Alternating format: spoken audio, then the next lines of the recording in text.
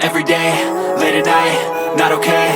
All I want, and I pray, all I need are some better days. Fuck me, I'm looking in the mirror, so foggy, but I've never seen clearer. I don't really think anyone can save me, and honestly I'm not really sure I want saving. I like to be my own worst enemy. There's no risk if you don't try at anything, so I'ma just keep buying everything. See you in the next life, have to be a better me. I don't think that my head's on straight, gotta flip it and grip it and go and get an x-ray.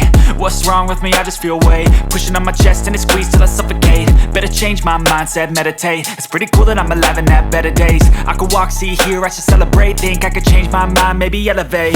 Living life, every day, late at night, not okay. All I want, and I pray, all I need are some better days.